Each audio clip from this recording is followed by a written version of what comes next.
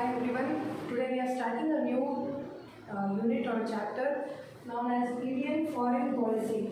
So in Political Science of State Syllabus 10th Standard Social Textbook, this is the second chapter.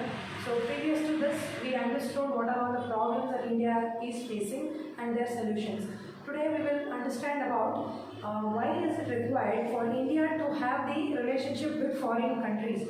Foreign countries are our neighboring countries, or it can be any other throughout the world. Why is it needed and what is the benefit of having the foreign policy? Now, Indians are we, the country, and then foreign is the other countries. Policy is an agreement. Now, if you have to send the items which you have grown here to the other country, there should be a permission given by the government. To do any trade activities, we need trade certificate. Similarly, in somebody from India, if they have to travel to other country for the purpose of education, for the job, or for treatments, or for the purpose of tourism, or many reasons are there for them to travel. So for all such things, a policy is required. So this is what today we are going to discuss about.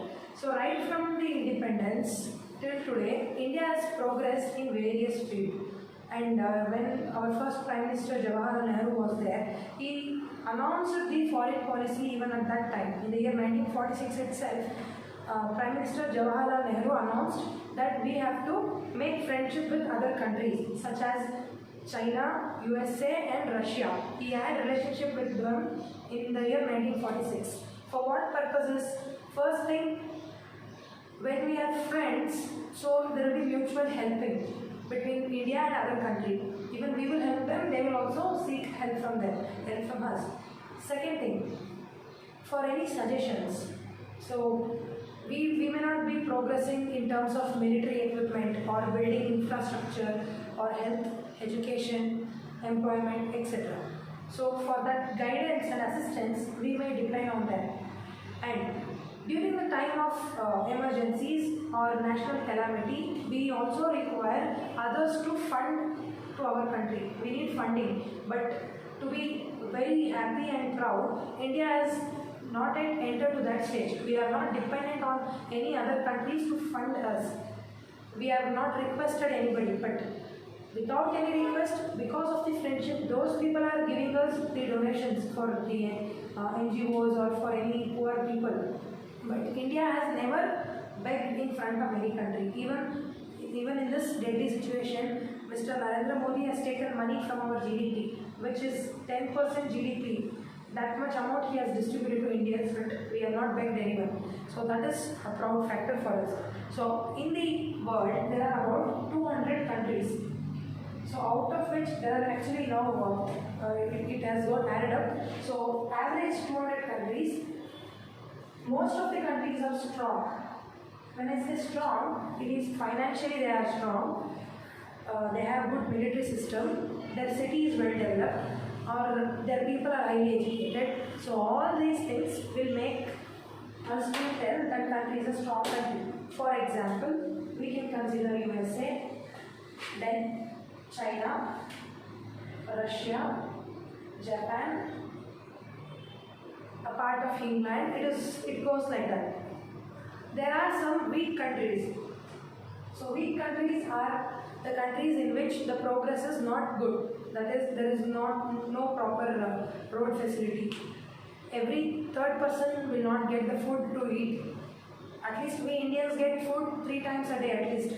But there are some African countries even today which are suffering from starvation. And there is no education facilities, no employment, people are not updated, there is no modern technology installed. So all such things will constitute to tell a particular country is a weak country. So part of Cambodia and other African countries are still in the weaker section. We Indians are neither strong nor weak, but we are almost, let us take, if it is like a pH scale, where 0 tells the weakest and 10 tells the strongest. We are almost at 8 or 8.59. We are in that stage. We have not yet become this strong and powerful nation, but we are in that stage. So, for a country like us, even we cannot live alone. A person himself cannot live alone. We are dependent on others for one or the other things. We may be earning, we may be getting all the food and clothing, etc. But to purchase the food, at least we should depend on others. If there is no vendors in your city, if there are no shops, what will you eat? You may be having crores together of money, but if there is no shopkeeper, if there is no shops in your area, and if there is nobody to help you, we cannot survive, right? So, like a person cannot survive alone, the country also cannot survive alone. We should make friendships. We have to combine with others. We have to mutually help each other. Okay, so that is the introduction. So there is a saying, according to the experts, they say that every sovereign country has its own foreign policy. What do you mean by sovereign?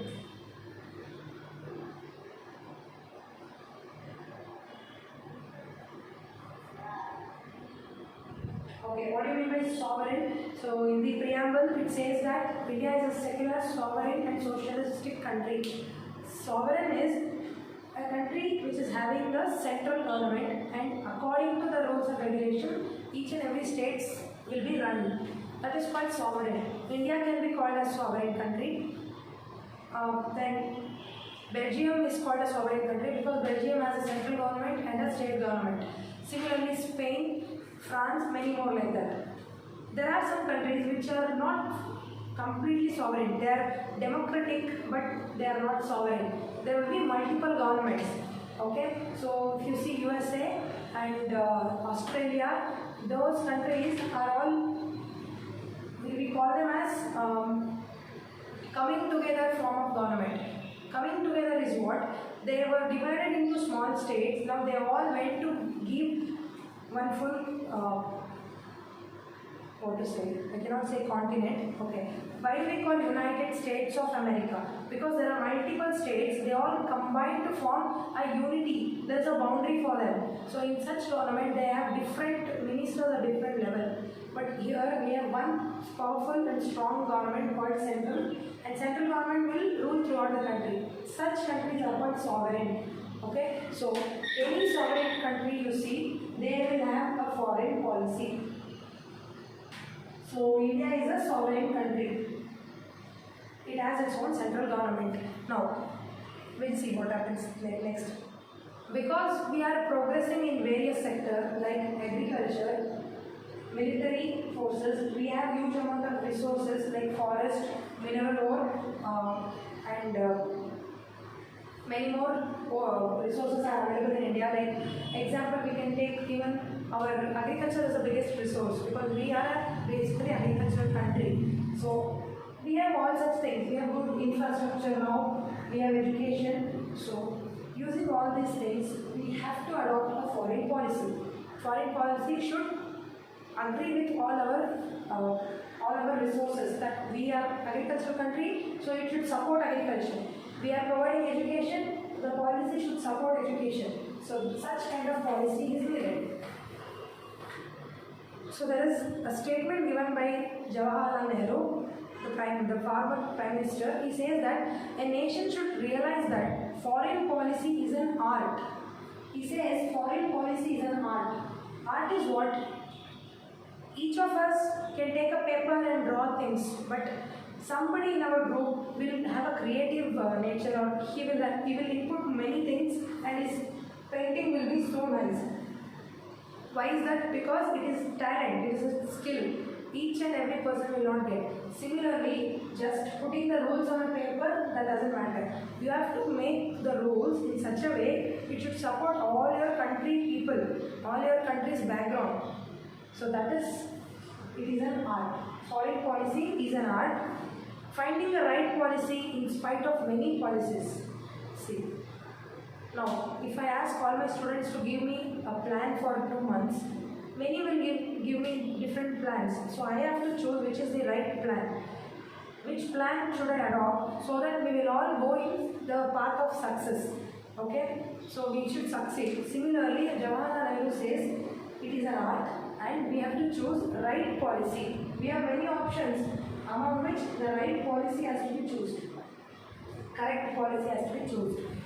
Then, so we can speak good for international community and international peace also by making foreign policy, that is making agreement with other countries. We can ensure two things. One is international community, international peace. International community is we will also become the part of other country. Now Narendra Modi has met almost all the countries in the world to make friendship with them. So he met Americans, he met Donald Trump, the president of America. So because of their friendship today in this situation, we are helping them by providing hydroxychloroquine tablets. They are helping us by providing PPE kits or ventilators, so many things. So it is mutual friendship. Similarly, even Narendra Modi had met the Xi Jinping of China. He also had visited India last year. In the last October, he had visited. So these relationships will allow us to know who are our friends and who are our enemies, and where we can seek help and where we cannot, whom to keep far and whom to have at our closest. So all these things can be understood. So we will get a community. Communities will get a group of gang. So once you join a new school or a new place, you start understanding each and everyone. You will like somebody and you will make your own community. You will make a group. So that is what I am telling. By foreign policy, we can have international community, that is international group, then international peace. Peace is what? When there are two good friends, maximum 90% the friends will not kill each other or they will not torture each other. There will be no bad things happening between two good friends. So if there is good friendship between any countries, then they will ensure peace. Peace is what? Not doing bad to the other country, not not attacking in the means of terrorism, or if there is some policy has to be signed, they will not trouble much. So that is called peace. Okay. Next. And it also says that each country has its own policy. Now, I am India and there is my neighbor American, Sri Lanka. So, I have my own policy I am following in my country. If I make an agreement with Sri Lankans, I will have a different policy which will not be disturbing my own policy. The Sri Lankan government cannot demand from tomorrow onwards, please have Sinhala as your language. No. I will not agree for that. No, Hindi is our official language, we will do that only. Between us, what is there, let us do that much. We want to do trade, yes, we will have a policy. Should we have international cricket match? Yes, we will do arrangements for that. But he cannot come and change my country's policy. So that is what Mr. Jawaharlal Nehru told. Nobody can alter the country's own policy. Okay?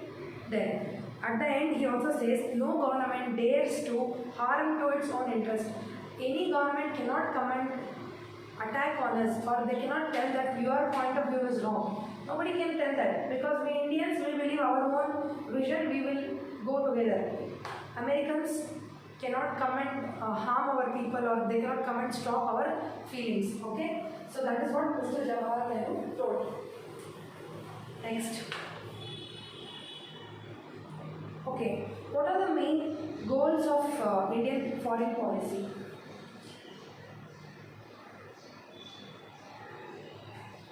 Now, if I ask you what is the goal of studying, so you people will say, this year I will score a good marks, I will make my parent happy, I will get a good, I'll be getting admitted to a good college. So all these will be your goals. Similarly, why should India make its foreign policy? So goals are, first thing, national security. What is national security? We are a nation, country.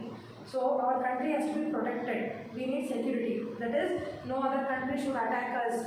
Our people should not be harmed. It is inside the country and outside the country. For example, we are inside the country now. Nobody should come and attack us. One more thing, there are many Indians who are staying in abroad for the purpose of education, job, for anything else, XYZ reason. Even they should not be getting harmed. Because Narendra Modi has a good friendship with Donald Trump, so he will understand that how to protect Indians in America. Similarly, in Japan, there will be a different leader. In Sri Lanka, there will be a different leader. So there is good relationship with every ministers or presidents. that is why our Indians are living there safely. They can also torture them, right? So to avoid internal conflicts and outer conflicts, that is ensuring national security. To keep the country safe, we have to maintain foreign policy. So there will be an agreement. If, example, if any country attacks India, we have complete right to counter-attack, or we have complete right to report it to UNO. So this country will be isolated from business, this country will be asked for paying penalty. So such things will be there in the policy. Next, enriching national economy means what? Economy means making money. National economy means the country whole will make money. We have one more word, enriching. Enriching is improving, increasing. Making money, okay, I'll understand, but is it decreasing or increasing? It is increasing. How? If you have good foreign policy, they will allow you to go and sell your products there. So most of the Indians use Apple iPhones or MacBook or tabs, etc. And they use Apple phones. Why? Because we have an agreement in the foreign policy that Apple company resides in America, they can sell their products in India. So that there is a relationship between us and them. That is why they are selling. Similarly, what can we take? Any popular Indian brand? Yes, Infosys is a popular Indian software company. As we studied in entrepreneurs, they were the first company to get listed in NASDAQ, right? So, like now Infosys is providing its service to Americans, it is providing to Africans, many places in India. Similarly, Wipro is providing its services, and yes, what happened? Okay, so even our Indian companies are providing goods to other countries. So they are our spices. So as I was telling, why is it foreign policy required? So it is for the national security, to give security for all the people of India inside and outside. Enriching the national economy. Enriching national economy is through any trade or any business. We need mutual contracts, that is, other country products have to be shared to us and ours to others. So this will increase the money increase in the economy. Mostly it is we have to sell our things to others, then only our GDP, our economy will increase. But today's present situation is other companies are coming here and making money, because India is a diverse market. We have different kinds of people here who has different choices. So people are catering many things. That is why if you see any mobile brand, out of every 10 mobiles, there will be 8 to 7 mobiles of outside country. That is all the China product or Japan product or USA product. Similarly, right from the small toys to toothpaste, clothes, everything are outside, foreign goods. So we have to start using Indian made goods. That is where we can improve our economy. Then foreign policy also ensures the spreading of our cultural richness. So if you remember, spreading of cultural richness in the world.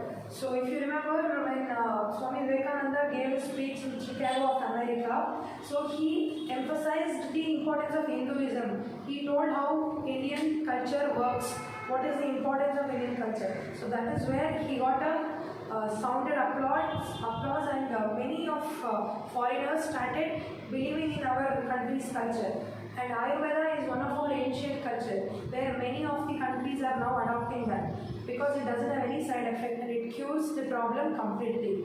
Then yoga is our culture and tradition, which is being adopted throughout the world now. Okay, so there are many more like that. Our tradition and culture is so enriching thing, and it is ancient. If we have a foreign policy, we can mutually exchange that with foreigners. Example, because we have foreign trade policy, many of our yoga instructors or yoga gurus like the Patanjali Guru and many other life science gurus like Sri Ravi Shankar Guruji, then Mr. Sadhguru, all these people will travel abroad and they will conduct seminars. They will do counseling for people who are under depression. Why? Because we have a foreign policy with them. So they are entertaining. If the foreign policy did not allow, then how can our gurus and our yogis travel there? It was impossible. So to spread our culture and richness. Okay. And then by increasing the number of friendly countries and checking the power of our enemies. Increasing friendly countries and checking who are our enemies. See, when you go and approach 10 people, 1 or 2 will be with you or in favor of you, they will come and make friendship. But rest of them who doesn't support your views or who doesn't like your friendship are like people who are isolated from us. There are few people who doesn't like us at all, who will consistently try to dominate us. So that is our enemy countries. So by making foreign policies, we will try to understand who are our friends and who are our enemies. So as you know, India had its foreign policy even with Pakistan, also with China. But we see that continued terrorism is happening upon India because of Pakistan and China helping them. So now we can understand who are our friends, who are our enemies. At last, achieving world peace and coexistence. Okay, what is it? World peace and coexistence. By making friendship, we can attain peace. As I told you in the beginning, it is international community and international peace.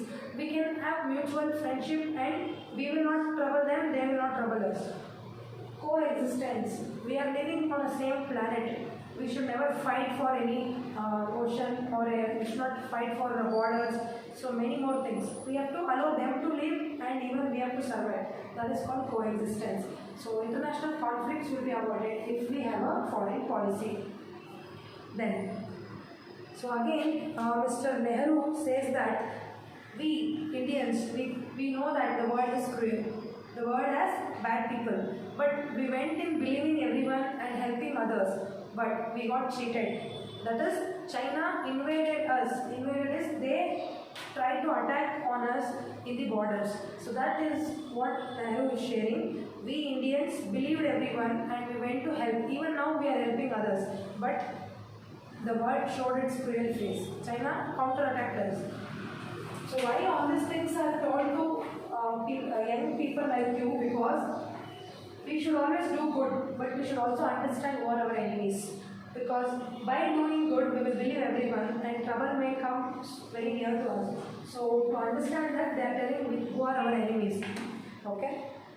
Then, so in a radio speech, in olden days there were no much of television connectivity between the people and the government. So there was radio which was very famous. So in the year 1946, September 7, Jawaharlal Nehru gave a speech in radio which outlined is the brief points were, he said that India needs a foreign policy. India needs foreign policy. With which countries? He told that USA, Russia, China. Because by that time China, it had not showed its clear face to us. So we need to have a foreign policy or relationship with them. And he was our Prime Minister by that time. He was also External Affairs Minister. Being a PM, he was also External Affairs Minister, which means Foreign Minister. To handle any issues, we want foreign ministers. A separate ministry is given to them. Earlier it was Sushma Swaraj, our foreign minister. Very recently, ma'am got expired, and currently I think Arun Jaitley is our, okay, I'll check and I'll tell, okay. So we have foreign ministers. So by that time, Jawaharlal Nehru performed both the role, PM and Foreign Affairs Minister, because he went and made agreements with other countries. So his policy was also called as Foreign Policy of Nehru. Whatever the rules and regulations he signed with others was called as Foreign Policy of Nehru. Then, so he told that why we need this foreign policies, it is because to solve the public interest. Because Among the crores together of Indian population, part of population will like to study abroad. So for that, we need to have a foreign policy. And there are many companies who are manufacturing globalized goods. For example, software. Software can be sold to any country. So for that, we need foreign policy. And for international situations, sometimes international problems might occur. For example, in our borders, there might be some mining project might be going on, where people of other country may enter our borders. So to secure our soldiers, to secure our country, we need international policies. So there are many more things like that, for even for the geographical interest, that is, nobody should come and attack India. So India has its own border, isn't it? So that border has to be given to us itself. The Bangladesh cannot come and occupy the border. Pakistan cannot occupy J&K. Sri Lanka cannot occupy South India. So to have geographical interest for many more things like this, we need foreign policy. This is what Jawaharlal Nehru told in his speech in radio, because that was our first foreign policy. He was supposed to tell to the people of India. Okay. Next. So next comes, what are all the basic aspects of India's foreign policy? Aspect is what? Basic aspects of Indian foreign policy. See, you buy a mobile phone, and if I ask what are its aspects, so you will tell it is, for example, it is it is 48 MP camera, and it is this much of inch, and it is Android technology oriented, so on and so on. Characteristics are there. This is similar to characteristic, but aspect is the importance. So in our policy, what are all the things they are stressing that we have to mandatorily follow? What is it? What are the characteristics? So there are about 4 to 5. First one is Panchashila principle. Okay, Panchashila principles. Pancha means in Sanskrit or in even Kannada, it is 5. Okay. Panchashila principle. Shila is the characteristic, that is being good to your country. Okay. So these 5 principles will help us to maintain good relationship with foreign. So what are those 5 principles? We'll see. So the countries have their own social, economical, political and cultural systems. All other countries will have their own social. Social is different types of people. Economical. America may be rich, China may be rich, India is average, some other country will be poor, so that is economical. Political. So America has the coming together concept, India has holding together concept. Russia and other parts have a republic kind of government, we have democratic kind of government. That is political. Cultural system. Our culture is to attain 18 years of age and then get married. So after marriage, a girl has to bear a child. That is our culture. But in other countries, there is no such mandatory concept of marriage. They can have live-in relationships, or without marriage they can lead their life. So such culture they are following. That is Western culture. Many more. So all the countries have different social, political, economical and cultural systems. In spite of this, they also have strived to foster healthy relationship with other countries. Maybe they are different in their different aspects, but everyone want to have a mutual understanding or relationship with each other country. Okay, so your friend likes apple, so you like apple, so you both become friends. Maybe you like apple and somebody likes pineapple, you both also may become friends, because there will be different things attracted by you, right? So similarly here, the countries may have differences, but they want to have mutual relationship. That is what they are trying to tell. So based on these relationship, in the year 1954, China and India accepted Panchashila principle to foster the international relationship. So this was between India and China. As I told you, China is kind of our enemy, but even then they both wanted to have the mutual relationship, to help each other. So that is Panchashila principle, which was signed by our Prime Minister Jawaharlal Nehru, and their premier is maybe the head of their country, Chow Enlai. Okay, it was between Jawaharlal Nehru and Chow Enlai. Okay, Chow Enlai. So they both made this Panchashila. So what are those 5 principles we'll see? First one, respecting each other's sovereignty and regional interest. Respecting sovereignty and regional interest. So I told you sovereignty is a central government which rules everywhere. So China should never trouble us in our sovereign system of government. Even we will not trouble them. And regional interest. For example, they might like to eat all these mouse, rats, etc. But we like to eat chapati, rice and ragi.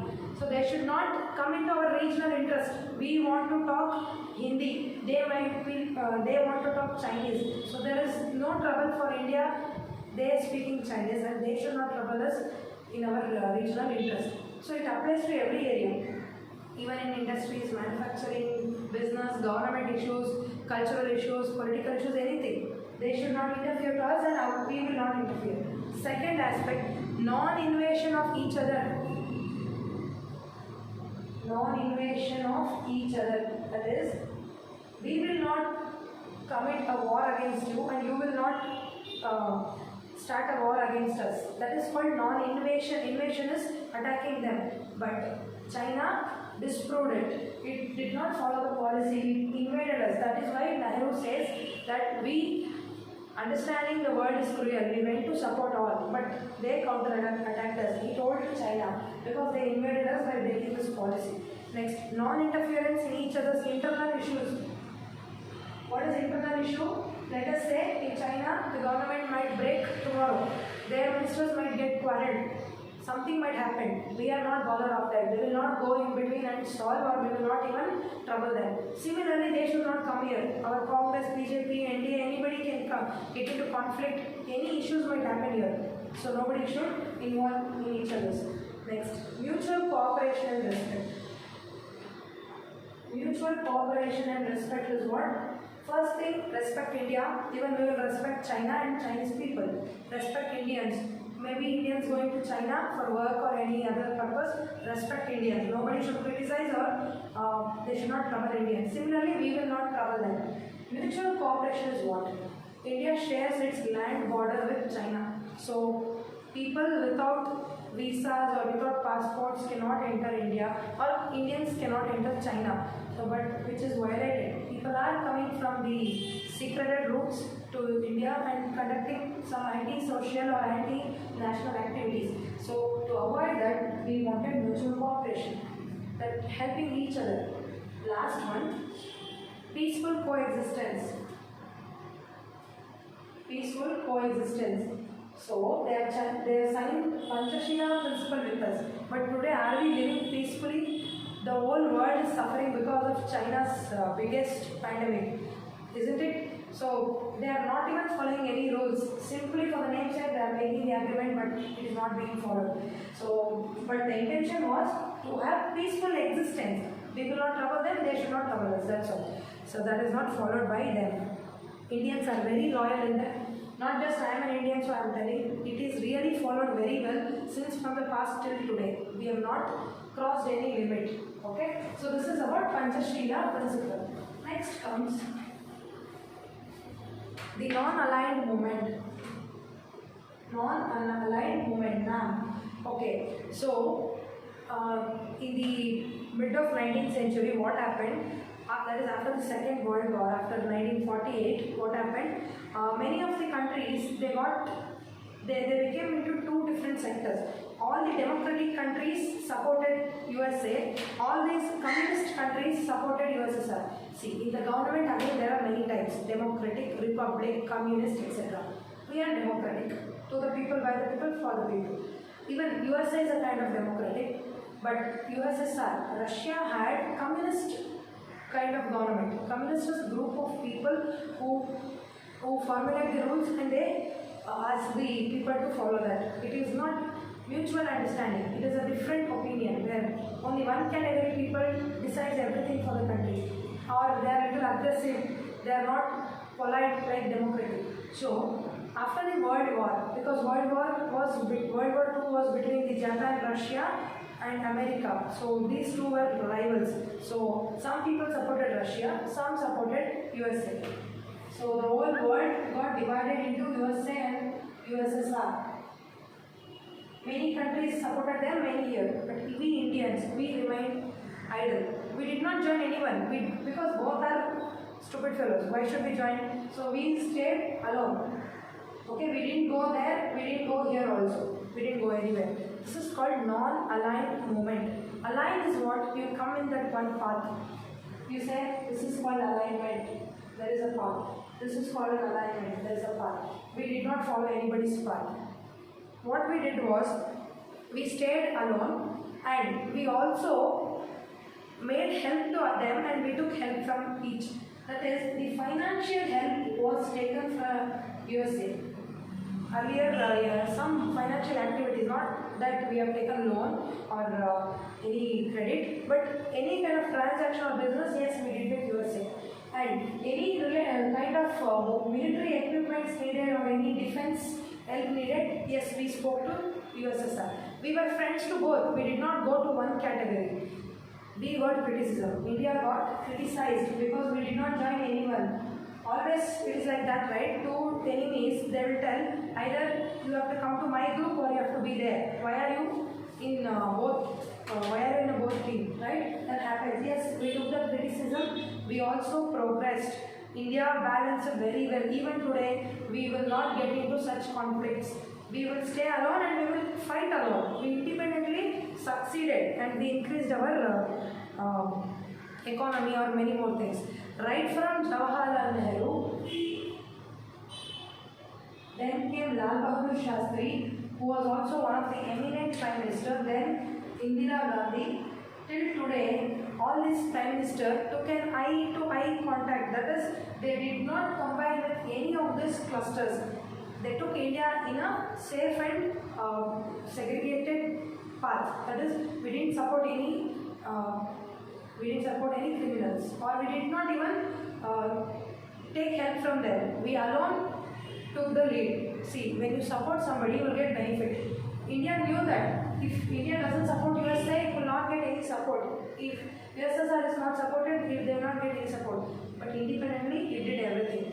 Everything in the sense, any issues inside or any monetary benefits needed, it tried to handle itself. So in the year 1965 to 1971, so with this policy, Pakistan were guided by this policy. Later the Prime Minister Atal Bihari Vajpayee tried to reform our policy and strive to have better relationship with Pakistan. Even till the year, from the year 1965 to 1971, the same non-aligned movement policy was there with Pakistan. But our Prime Minister Atal Bihari Vajpayee, so what they did, they tried to reform, that is, to little bit alter the policy. We wanted to make friendship with Pakistan, not to have any benefits. Pakistan needed our help in all the perspective. Why we made friendship? Because to avoid terrorism, to avoid the national level conflicts. For that purpose, our Prime Minister Atal Bihari Vajpayee, he made some alteration in our non-aligned movement, that we will not support anybody, right? We did little bit of support to them, to give them help and ask them to stay polite. But even those cheaters, they also attacked on India. Okay? So this is about the non-aligned movement. So there is a small note given in the book. So there is an association called SAARC, South Asian Association for Regional Cooperation. All these Asian countries will form a cluster or a group. Why do they form that group? Because to help each other, to progress each other, or any issues to help each other. So this SAARC, even today it is running. Very recently, in April, Narendra Modi did a conference, video conference with all these SAARC countries. So there is Pakistan, there is Bangladesh, Sri Lanka, and India, Afghanistan, Nepal, many more countries are involved in this. Most of Asian countries. So what Narendra Modi did, he took the lead for the first time in the world where no other leaders did. He told that all these SAARC countries will invest some money and will keep it in a budget. So initially India gave $10 million. India gave $10 million and it told that this amount will be reserved for emergency purpose. That let us say the coronavirus cases increases in Bangladesh compared to other, so they are in emergency. They don't have money to spend on treatment or anything. That money will be given to them. So which is a very beautiful initiative, right? So he not only gave a suggestion, he also gave $10 million to that association and he requested others to participate. I don't know at what progress it went, but I still remember the Pakistan Prime Minister had not attended that meeting. His counterpart or his PA or somebody attended, and he was only focused on helping China. Where China is the one which started all these issues. He was talking about the issues like that. That is what I saw. You can also log in and check in the YouTube channel. It will be still there. The recent SAARC meeting held by Narendra Modi. Where he invested this much of amount. So this is what India is trying to balance. It wants to support the whole world and it also wants to have the global peace. But others are not supporting us. So some of the countries, as I told, it was formed in the year December 8 in the year 1985. SAARC was started, South Asian Association for Regional Cooperation. Some of the countries were Maldives, Sri Lanka, Nepal, India and all these things. So 1986, the first meeting was held, the conference was held, very proud to say it was held in Bangalore. So this SAARC meeting happened in Bangalore, all these country heads came here for that meeting. Okay, so this is one more aspect. So far we have studied Panchashila, principles, non-aligned movement, and now, two we have studied. The third one is anti-imperialism. Another two, I think, then we finish this chapter. Anti-imperialism. Okay, first we will understand what is imperialism. Few countries, few sovereign countries want to capture other countries. That is, let us say A and B, there are two countries. A is very strong in its military power, in its political power, and in education, infrastructure, everything. B is slightly lesser than A. So now A will attack this B and take over that country, which is the same thing which happened in our past Indian society, where the kings started attacking other provinces and they took the same policy. The British people entered here and they attacked the whole India. Similarly, even now some countries are thinking to do that, to attack a country and take all its resources and rule that country. That is called imperialism. But we Indians, we know the pain of it because we suffered what is pre-independence, we know. Before independence, what we suffered, that pain should not be given to any other country. So India is against such policy. Maybe other countries want to attack and take the control, but India is against that. India doesn't want to do that. Indians are good and enough. We are leading a good life within our boundary. We don't want any other country. So no corner of the world shall have imperialism. India also declared a statement in this whole world, no corner of the world shall have imperialism. That is, nobody will attack any other country and rule that. India doesn't like that. So it happened in a conference of Asian countries. So some of the Asian countries had conducted a meeting in the year 1949 and also in the year 1955. So it is very recent that we started our own government after our independence. Even then India announced that no part of the world shall have imperialism. In the year 1955 also India repeated that statement, and this happened in New Delhi, and this happened in a place called Bandung. I think it's a foreign state, Bandung. So imperialism is attacking other country and taking the power, but India is against to that. We don't want to attack anybody, and it also told the world that no corner of the world shall be under imperialism. Twice it has told. Okay. Next, aspect of foreign policy is anti-apartheid policy.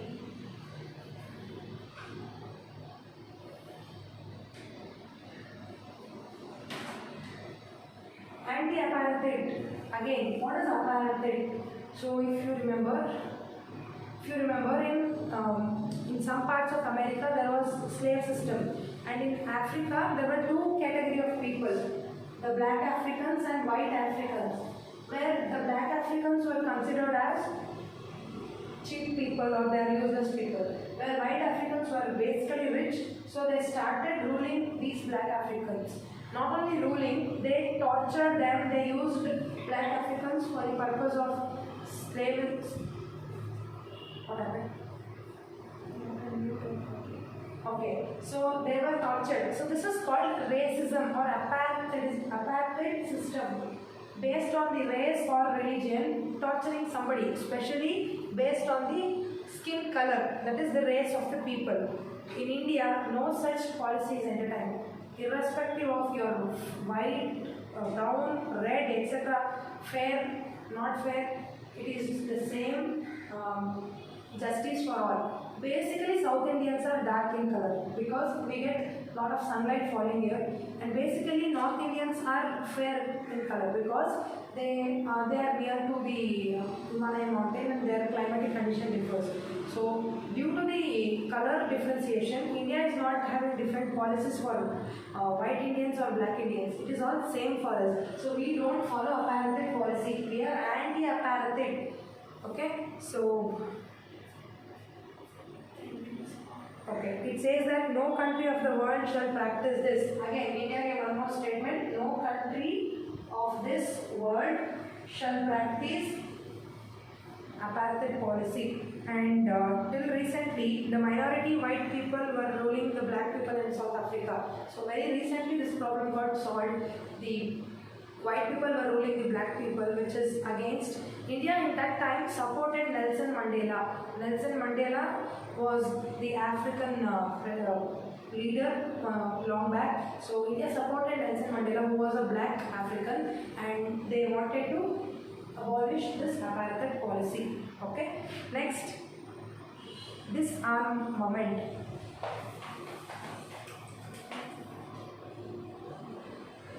Disarmament. Okay. Moment, sorry. So what is this disarmament? Arm is a kind of tool or a weapon which we use. So the process of elimination of specific arm step by step is called disarmament. So we will eliminate an arm step by step.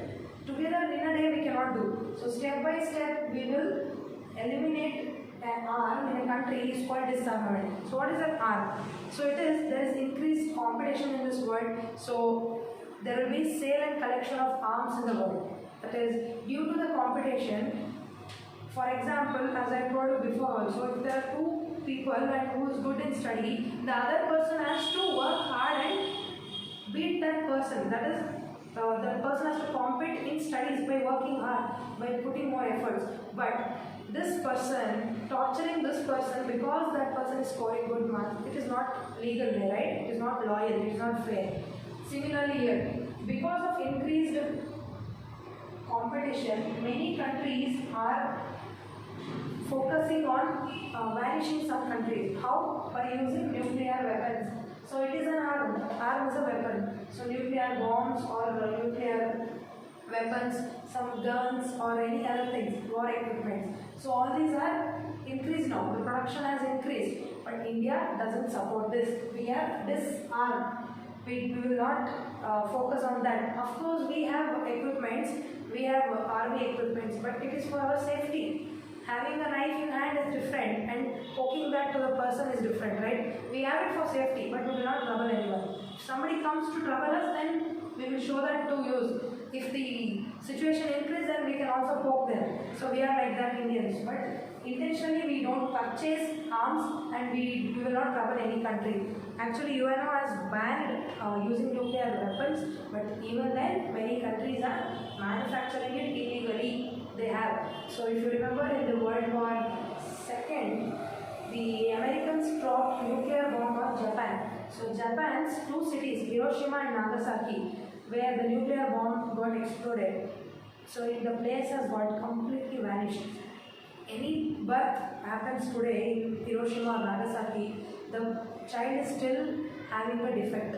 Why? Because the soil, the air, the water in Hiroshima and Nagasaki still consist nuclear rays, nuclear radiations, which will affect the life of the people throughout the generation. So which is very dangerous. So we have to not use such things. So that is India's policy. But many countries, intentionally or unintentionally, by mistake or not by mistake, they are complicating the situation. But India is a peace-loving country. It always supports peace. It will not conduct any war. It always supports disarmament, not using any arms. But according to our constitution, so article number 51 says that advocates for a foreign policy that aims to establish international peace and cooperation. Our constitution itself says that we want international peace and cooperation. We will only sit and settle the matters, we will not get into wars. And even the central government has played a very good role since from the independence till today 2020. We have not involved in any kind of war. Okay? And our Indian policy is strengthening the public interest. So we are safeguarding our people. We are not getting into any war. And it is said that Indian policy aims at strengthening UNO. India strives to have strong relationship with the countries through SAARC and Commonwealth nations. Okay, so we all know that there is an association called UNO, United Nations Organization. UNO always says international peace and security. It doesn't allow countries to fight. This was formed after Second World War to avoid Third World War. So India always supports UNO's policy. We will not get into war. And also India has made association like SAARC and Commonwealth of Nations.